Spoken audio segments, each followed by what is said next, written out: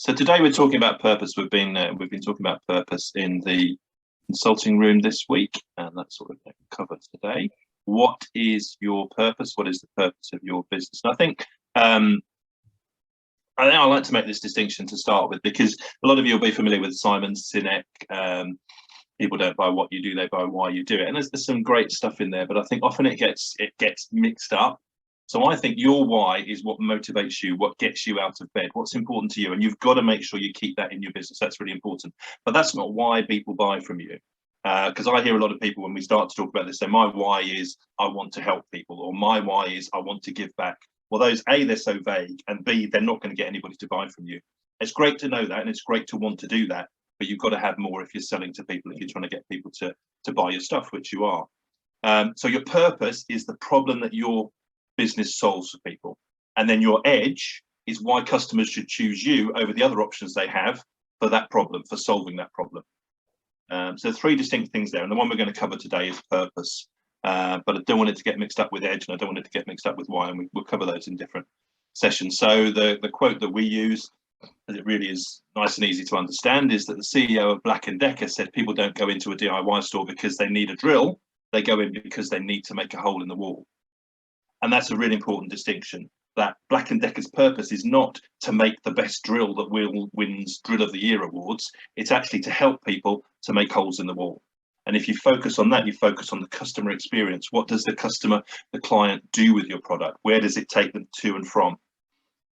And if you get this wrong, if you don't know your purpose, if you just focus on the drill, if you focus on the product and you think that's what people buy, then you can make big mistakes. And a couple of very famous big mistakes were Blockbuster Video, who thought that they were a video rental company. They thought that's what people wanted. People wanted to rent videos and then rent DVDs. And that wasn't what people wanted to do. People wanted to watch films. And when there became other options for watching films, Netflix, online, etc., then Blockbuster went out of business. I'll tell you a bit more about that in a second. Another famous one, Toys R Us. Toys R Us thought their purpose was to sell toys, but that wasn't enough. You know, that in the 1980s, I can remember those first adverts. There's a magical place and it's called Toys R Us, and it seemed really, really exciting to have this massive toy shop. But what they turned into was effectively big warehouses.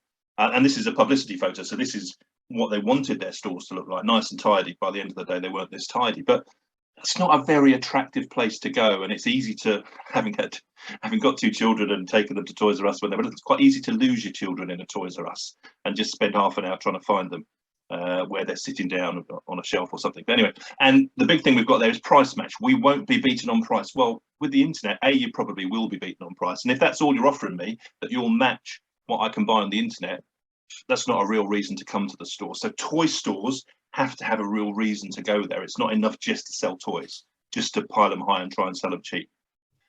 So what Disney did and what Hamleys do is they think about the experience of being in the store. So this was from a few years ago, a New York Times story. Disney reimagines its stores to be more like a vacation. And you can see the screen in there, and that screen then shows the Disney parade from Disneyland live every day. So you can go and watch the Disney parade in the Disney stores. They want to make it more of an experience to get you into the shop. Because if you just want to buy a Mickey Mouse, you can buy it online.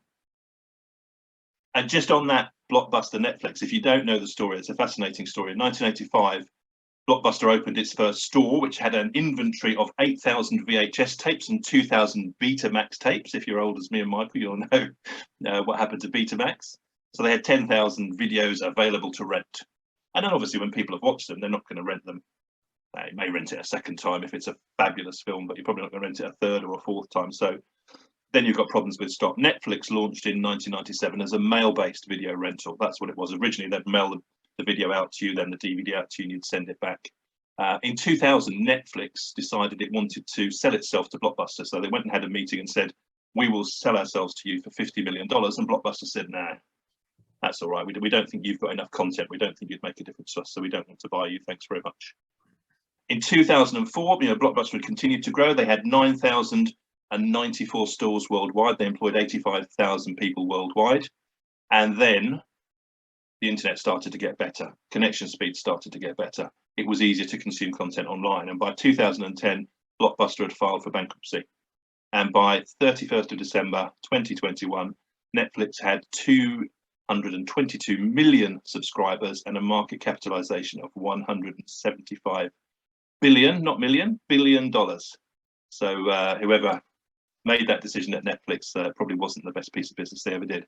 But I think what this shows is you don't have to be the first person to do something. You don't have to be the first business to offer something. You just have to get it right. And that's sort of captured in one of my favorite phrases, which is, the early bird may catch the worm, but it's the second mouse who gets the cheese. So you don't have to be the first one in there. You can be the second, and it may be better to do that. Okay, so let's go to purpose. Let's look at this. And there are two basic purposes you can have. It's either to take people away from or towards. So away from something negative, away from a problem, away from a pain they're suffering, or towards a positive experience, a fantastic situation, some kind of pleasure, happiness.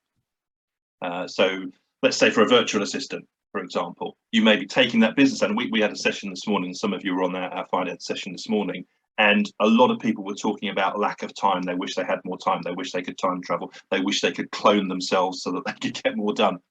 So a VA, a virtual assistant, can take that stress away from you and make you more productivity. So taking you away from stress towards productivity. If you're health and safety, maybe you're taking people away from risk and towards security.